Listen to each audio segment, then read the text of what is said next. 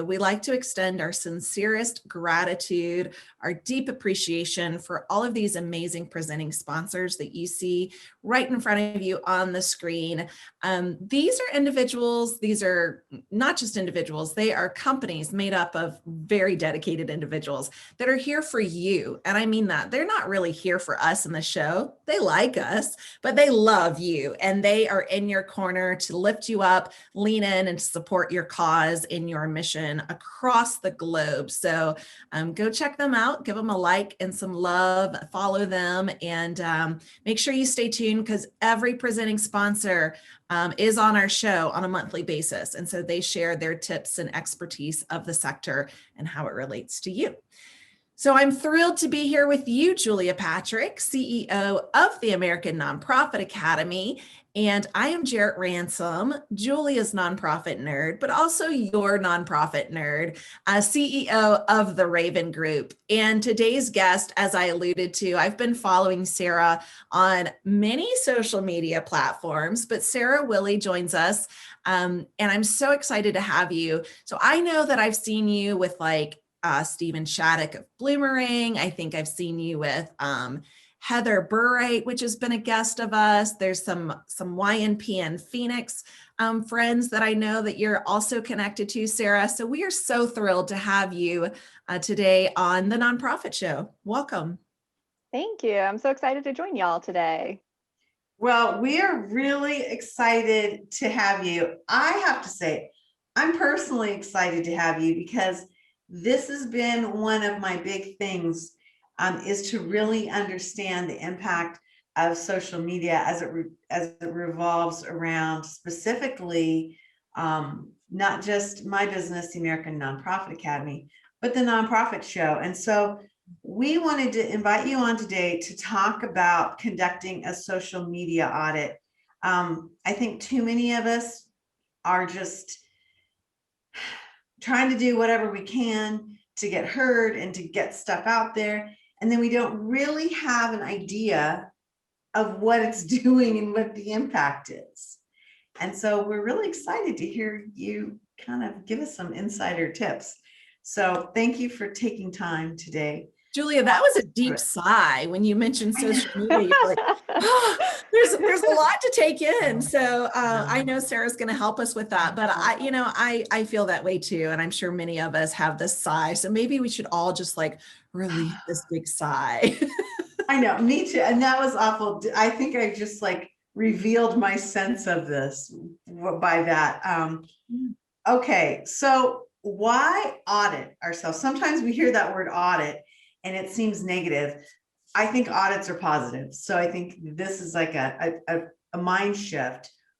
Why should we even do this? And maybe talk to us about what it is we're looking for.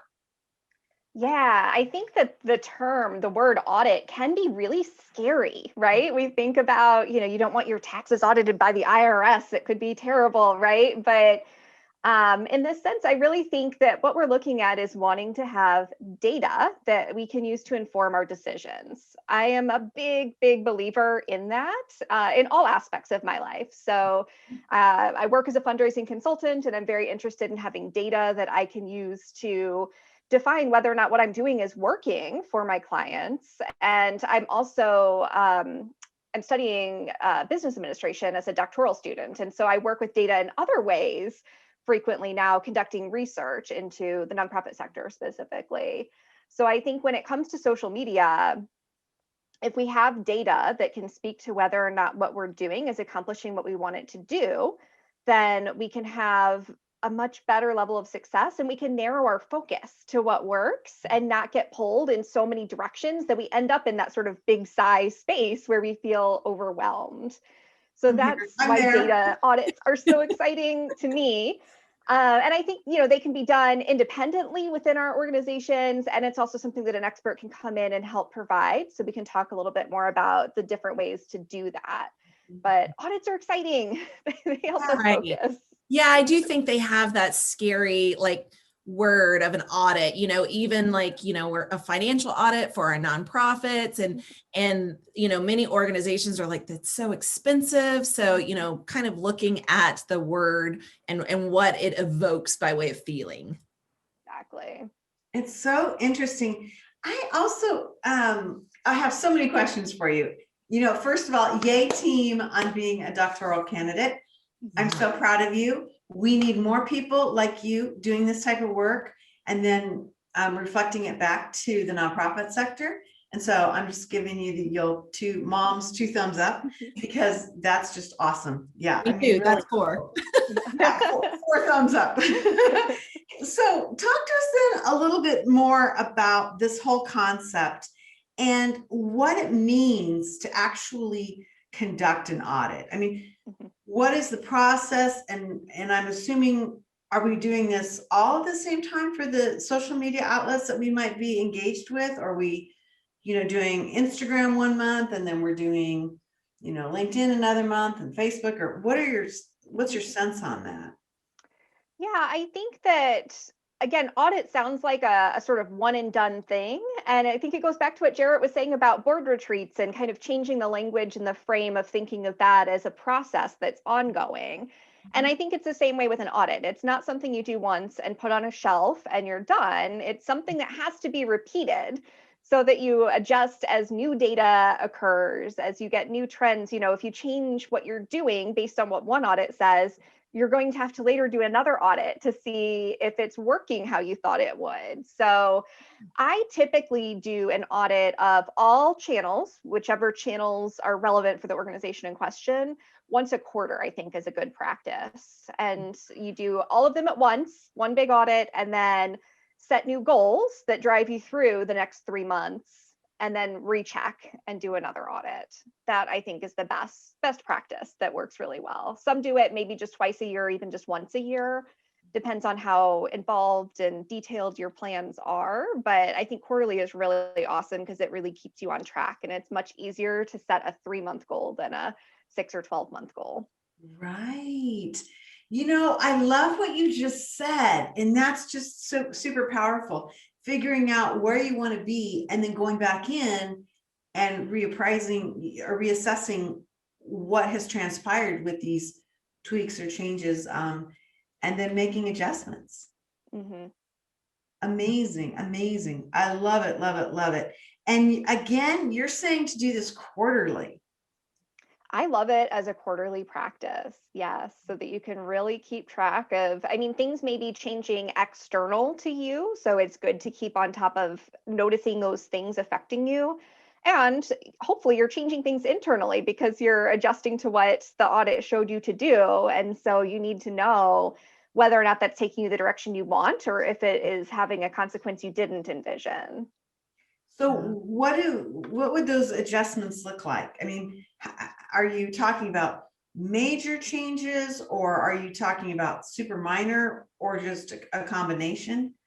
It could be a combination. So I think about if you are just getting started, this is the first time you've done an audit, you might have really big changes that you have to make. But if you have been doing this regular process for multiple quarters already, then you're probably making little tweaks each time based on what it shows. So it can really vary depending on the organization. And I think it also depends on your size, right? If you are a small nonprofit with one staff person who is doing social media as an add-on to all of their other job duties that maybe have something to do with fundraising or some other aspect of the organization's work, then you're probably not going to have a huge, robust program. Maybe the audit is going to help you stop trying to be on every platform and narrow into the ones where your target audience is. And if you are an organization with multiple social media strategists, maybe you're going to have a much more robust audit, and then you're going to have multiple staff members involved in executing various changes. And maybe you're on more platforms, so it's much more complicated. And that's what I was going to ask, Sarah, is who does the audit? Mm-hmm. So it can be someone within the organization. I have done them for organizations where I was employed in the past. And in that case, it's usually been a fairly simple audit where I'm really just looking at, for each platform we're on, I think it's helpful to know what are the top maybe 3 posts each month that really got engagement, right? Because engagement is probably the most valuable thing we can get on social media, because it shows that people are actually reading and responding to what we're doing. And each time somebody engages in some way, it's going to drive it out to more audience and boost you in the algorithm. So aside from the things that are sort of harder to measure and have to go off platform for, that's the most useful measurement you can look at within the platforms. And so I like to see what those are. And there's a mixture, right, of like qualitative and quantitative analysis here. So you can look quantitatively, right, like how many people liked it, how many people shared it. There's these numbers you can put to it and play in Excel with. But there's also this qualitative thing where you have to kind of look at, okay, well, what are those? And why are they resonating? And you have to be a little bit of a detective and say, is it that people really respond best at a certain time of day? Is it that people respond best to video versus photo versus some other form of content that you're producing? And those tell you a story that you can use to adjust what you post in the future. It's interesting you say that. I'm working with an intern with one of my clients, and I was talking to her about my own personal, business in engagements, I'll say. And I see the highest engagement when it's a photo of me, which I typically don't like. It's like, I don't want to continuously post photos of me. I want to post photos of, my clients or other people working or something else. And she was like, well, that's interesting because for the organization that she's an intern with, it's the opposite. It's not so much photos of people. It is a testimonial, it's more of an inspirational quote. That is what's getting the highest engagement with that organization. And so it's not, I just want to, kind of share this example because it's not a one size fits all. It's not, everybody should put up a photo of someone that'll get the highest engagement. Well, really, you got to figure out what it is for your organization. Yeah, that's exactly right. I love that example. It really illustrates it well. I think that, in marketing, we talk about there's, if you're trying to speak to everyone, then you're not really speaking to anyone, right? And so this is where we have to be really clear on who is our audience. And there's that piece of it that is who is our actual current audience, right? Who's consuming our content in this moment. And there's a piece of who do we want to be reaching? And hopefully those are aligned. If they're not, an audit can be a really helpful way to figure out if they're aligned and how to start bringing that into alignment. So true. And I have her, again, as our intern, she's doing great work, but, she's narrowed it down to say, this platform, our message is speaking to our donors. This platform, we're speaking to our scholarship recipients, right? And so really knowing who is the audience for the message and what we're asking them to do. And that's been a lot of fun to watch. Yeah, that's exactly right. So I think, even before you talk about doing an audit, those are things that an organization has to grapple with, and it sometimes gets lost or forgotten. So an audit is going to be most helpful if your organization already knows who your audience is and what you're hoping to have them do. What is your goal? What does it look like to be successful? And I see a lot of organizations that kind of approach this and go, well, social media, our goal is to get a lot of followers. Right. And I think you have to stop and ask yourself, well, why? Right? Because just having followers, unless you're really invested in a competition to have the most for some reason, like there's not a value to your organization. It's not going to further your mission just to have followers. So you have to ask yourself, is it because you want those followers to become donors? Is it because you want them to become clients and take advantage of whatever your services are? Is it because you want them to become students at your university because you want them to adopt the pets that you have? Is it, thinking about what that mission is? Are you trying to educate, right? Maybe you're an organization who advocates for some issue and you're hoping to get a lot of followers who want to learn more about an issue that maybe people are less informed about than your organization would like to see. And that's part of your mission. But if you haven't defined that, an audit's not going to tell you if you're accomplishing it, because you have to define what that goal is before the audit can help you assess your success. That is such strong wisdom.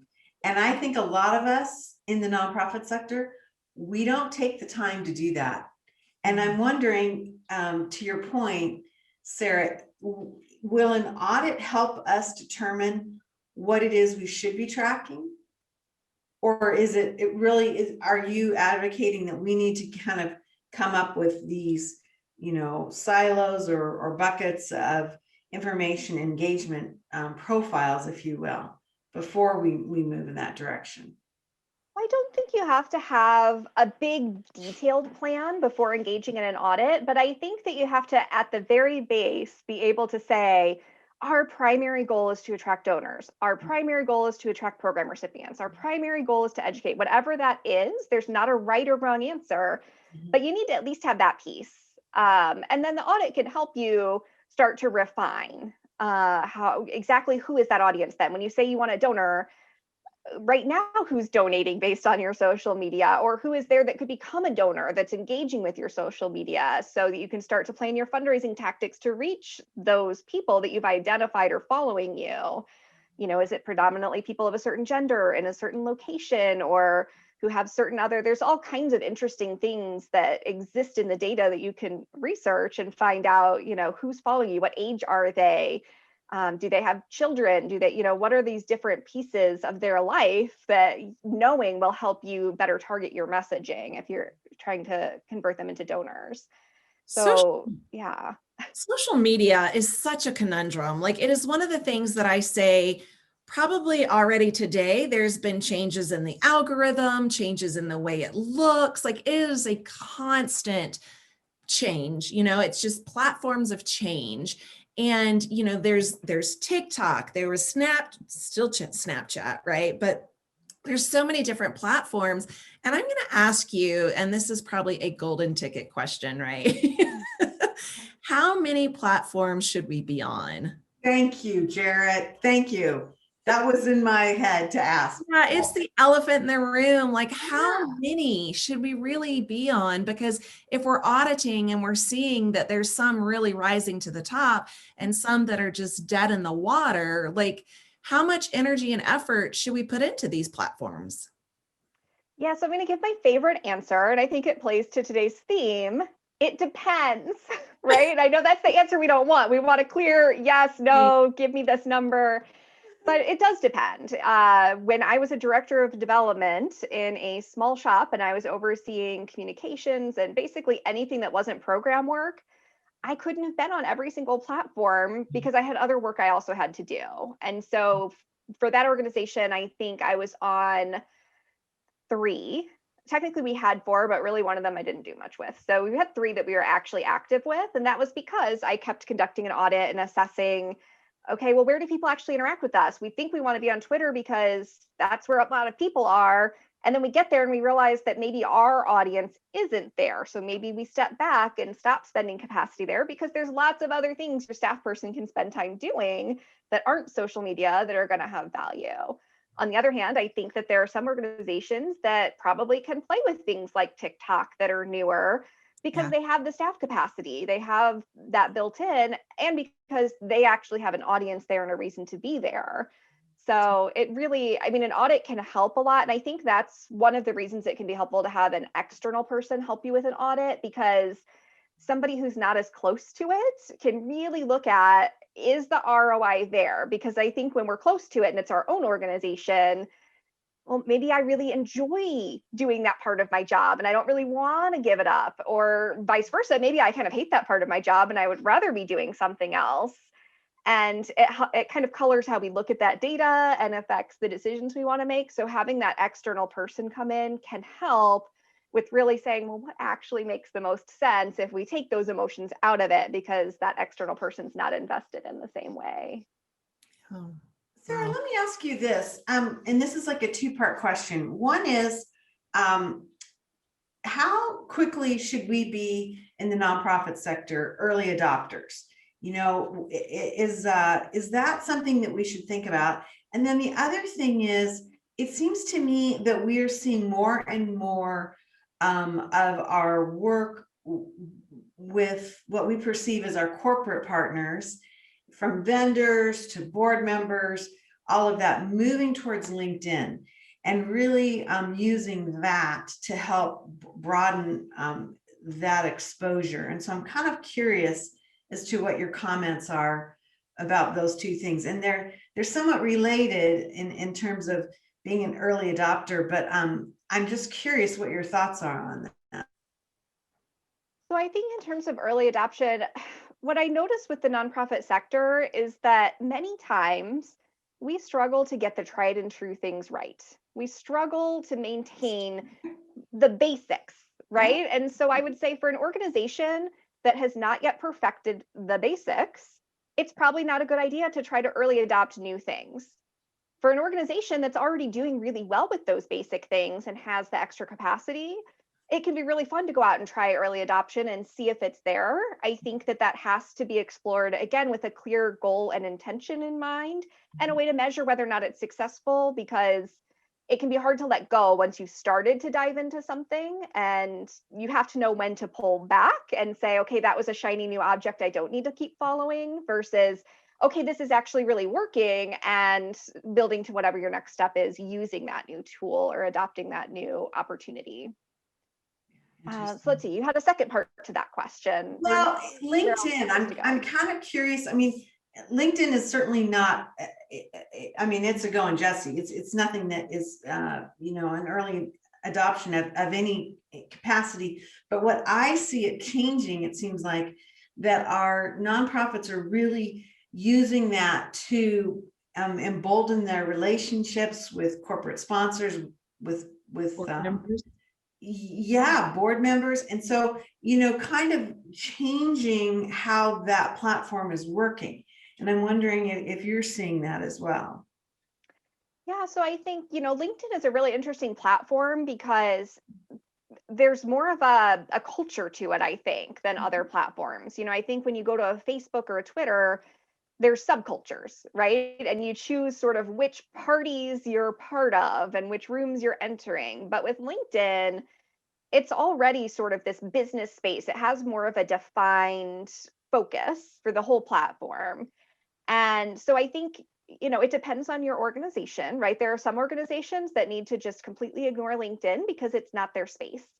But if you have an organization where you have board members or professional volunteers, or a lot of corporate relations, this is a place where people are kind of wearing that professional hat and hanging out and having conversations. And if you're engaging with them in a way that speaks to that professional part of their lives, then that can be a really great place to be. And I actually think you can get the best value there through your employees' personal LinkedIn accounts than through your organization's brand account. So an audit can help tease that out, and different organizations have a different comfort level with that. But we know that fundraising is about relationships, and we know that whoever our staff members are serving in those roles are the ones that are stewarding and building those relationships. And so I think it makes sense sometimes to do that on social media. And I think LinkedIn is a comfortable place to approach that because LinkedIn is so sort of professionally based. It doesn't, and you don't enter into the same sorts of conflicts there that you might if you were having a conversation about whether or not your personal profile should be associated with your organization on Facebook or Twitter, where you have to think about privacy for your family because you're sharing that platform with those relationships, and you have to think about political views that maybe you want to express personally on those platforms, but maybe you don't want to as a representative of your organization. But LinkedIn's great because we tend not to do those things on that platform anyway. So it tends to be a place where it can be comfortable for everybody involved to do that. And so I think really building those relationships one-on-one as yourself, as a representative of your organization, can be really fruitful. Yeah. In the board members, that's a great space for the board members to be actively engaged as an advocate of the organization. Definitely. Yeah. You mentioned about, not so personal on LinkedIn. And I love it when someone does dive into that personal side on LinkedIn, and inevitably someone will say, not for this platform, share it elsewhere. And it's like, oh, people are just so quick to jump in. Yeah, I'm a big fan of bringing our whole selves to whatever we do. And I think there's a way to do that that keeps it professional, right? I Like when we agree. go to a Yes. conference, Yes. we don't only talk business. We show pictures of our kids, it used to be in the wallet, now it's on the cell phone, but we talk about things that are personal to us. Sometimes we even talk about politics and stuff like that. And yet the way we talk about it might be different than how we might type it on Twitter, right? We can do that in a way that is respectful and keeps a professional spin to it and some boundaries that we're comfortable with around it. And yet I don't think that we have to be so buttoned up that we pretend we don't have a life outside of what we do for a living. I'm a big advocate for a blend. Like if you've watched any or, heard me talk about, like, I don't believe in a work-life balance. I believe for me, what resonates is a work-life blend. But I'm not going to post photos of my, wonderful mimosa brunch on LinkedIn. You can follow me on Insta for that, but I might share something about my son and I, where we're traveling, because that's a big piece of why I do what I do, to provide the life and, the experiences for my family. So as an entrepreneur, you might see a little bit of snippets of my personal life on LinkedIn. But yeah, I agree with you, Sarah, that blend is nice. Absolutely. Well, it's hard to believe our time is drawing, to a close.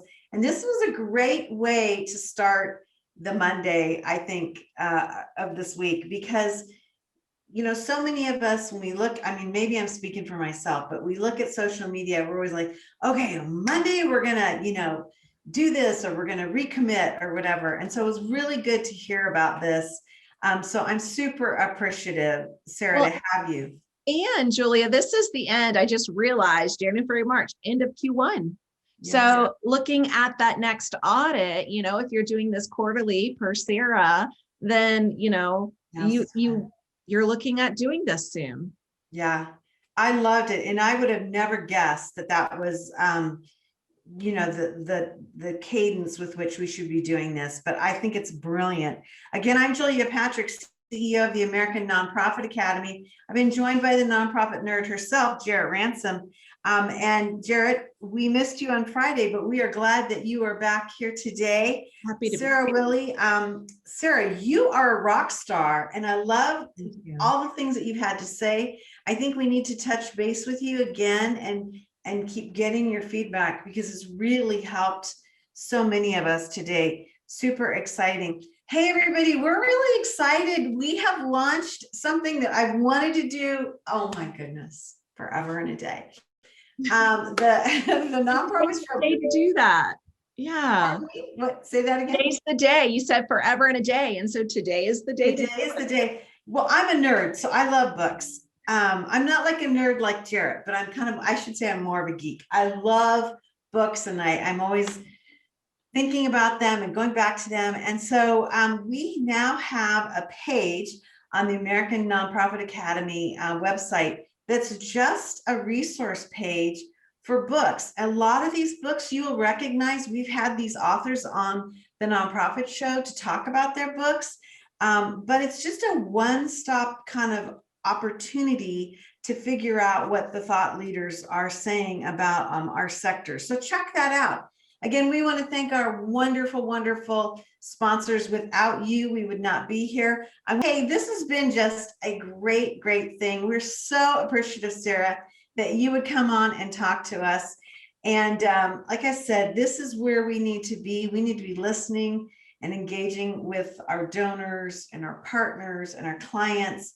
And so I just loved what you had to say. And I can tell you, it's impacted me in the way we're going to be looking at some of the things that we're doing. So thank you so much. As we end every show, we like to remind everyone to stay well so you can do well.